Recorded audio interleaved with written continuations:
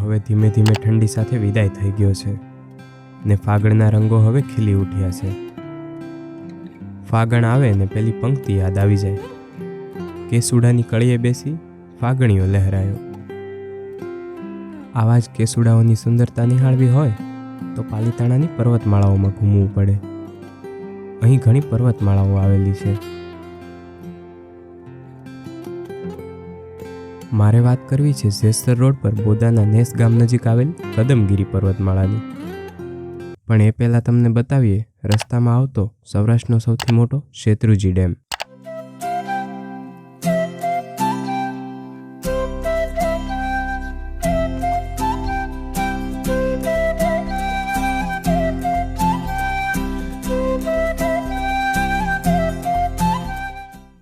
આ ડેમ ભાવનગર જિલ્લાના 122 ગામને સિંચાઈ હેઠળ પાણી પૂરું પાડે છે. સિંચાઈ માટે નહેરમાંથી નીકળતું પાણી એક નાનકડી નદીનું સ્વરૂપ લાગે. આ પાણીમાં નહાતા પક્ષીઓની સ્થિરતા જોઈને બસ એમને નિહાળતા જ રહેશો. રસ્તા વચ્ચે જતા શેરડીના સિસોડાઓને જોઈ ઉનાળાના દિવસો શરૂ થયાનો અહેસાસ થાય. અમે પણ રસ પીવાની મજા લીધી ને આ કુદરતી પીણું તો ફ્રીજની બોટલને આગી જ રાખે. રસ પીતા પીતા અમે વાતો કરી રહ્યા હતા કે અહીં ચોમાસાની કેટલી સુંદરતા હશે. પણ એ પહેલાં ઉનાળાનો આનંદ માણી લઈએ. રસ્તામાં આગળ ધપતા તમને રસ્તાની બાજુઓમાં પણ અવનવા વૃક્ષો જોવા મળશે.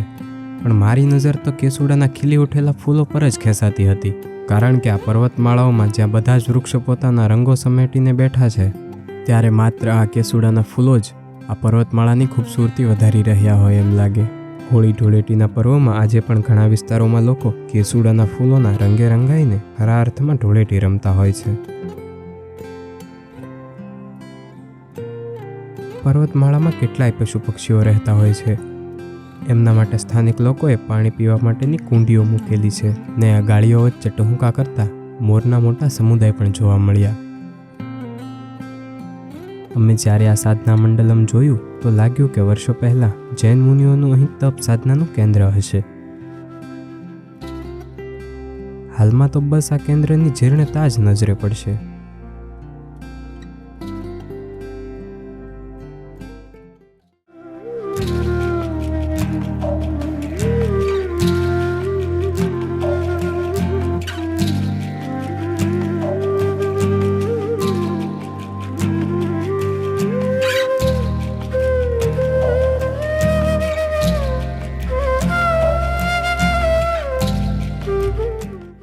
કોળંબા ડુંગર પહોંચતા દૂર દૂર નજર કરીએ તો પવનચક્કીઓ, તળાવો ને ગામડાઓ દેખાઈ રહ્યા હતા. ને અહીંના રસ્તાઓ પર ચાલવું એ એક એડવેન્ચર જર્નીનો એક્સપિરિયન્સ કરાવે છે. જય માતાજી દોસ્તો, અમે આવી ગયા છીએ પહાડોની વચ્ચે જેમનું મંદિર છે એવા કમળાઈ માતાજીના દર્શન કરવા માટે. જ્યાં શેત્રુંજી નદીનો સરસ મજાનો મોટો ડેમ હોય, પર્વતોની વચ્ચે પણ સૌથી મોટા શિખર ઉપર માતાજી બિરાજતા હોય, માં કમલા લક્ષ્મી કહેવાતા હોય, તો એવા પર્વતના આજે તમને બધાને સાથે મળીને દર્શન કરાવશું. તો ચાલો. આ કોળંબા ધામ એટલે આપણું કદમગીરી, જ્યાં ડગલે ને પગલે ઇતિહાસ સચવાયેલો અને દબાયેલો છે. તો ચાલો અહીંના ઇતિહાસને જાણીએ. કદમગીરીમાં સાક્ષાત કમલા લક્ષ્મીનું સ્વરૂપમાં કમળાઈ બિરાજે છે. દૂર દૂર સુધી પથરાયેલા આ પર્વતમાળામાં સૌથી ઊંચા પર્વતે માં બિરાજે છે. આ ધર્મસ્થળની નજીક મુલાકાત લેવા જેવા ઘણા સ્થળો છે. માં લખેલું હોય ને ત્રિશુલના દર્શન તો થાય જ. પરિચરમાં આવો એટલે વિશાળ આંબલીના વૃક્ષના દર્શન થશે, જે વર્ષો જૂનું છે, સાથોસાથ આધ્યાત્મિકતા સાથે જોડાયેલું છે. મંદિરના બાંધકામમાં જોતા વૃક્ષની સાચવણી નજરે પડશે.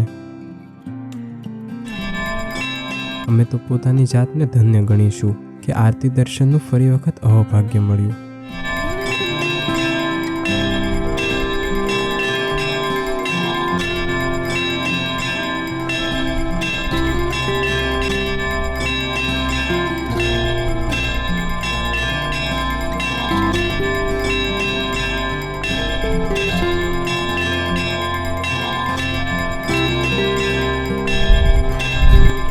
સુસવાટા સાથે થતી આરતીમાં આ દીવાની જ્યોતો શ્રદ્ધાને બળ પૂરું પાડે છે ને આવા જન ધાર્મિક સ્થળોએ આવીને ખરી ધાર્મિકતા પામી શકાય છે.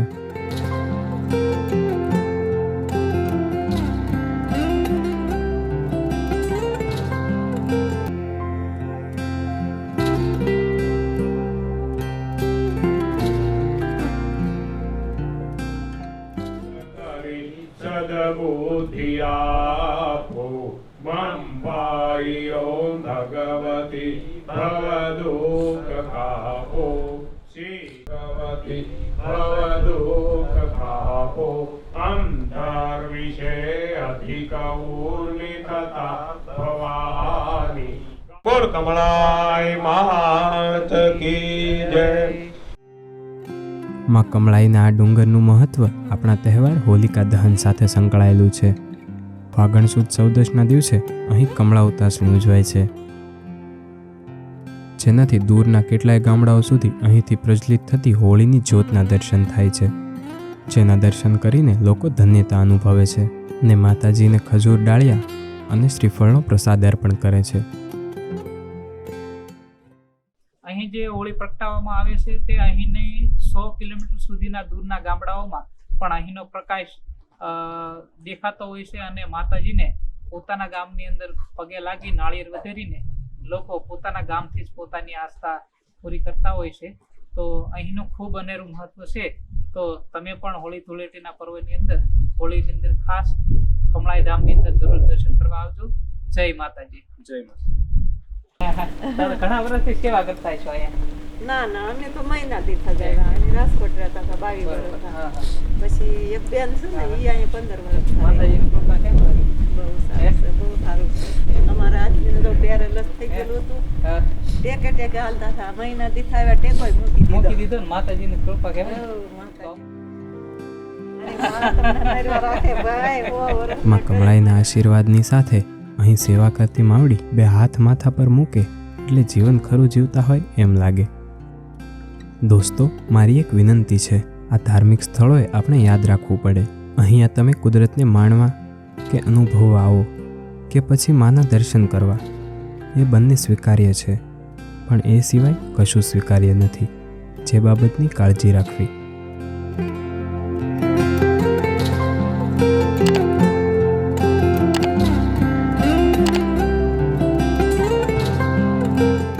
ખેર, હવે સૂર્યાસ્ત થઈ ગયો છે. પશુ પક્ષીઓ પોતાના માળે જતા જણાતા હતા.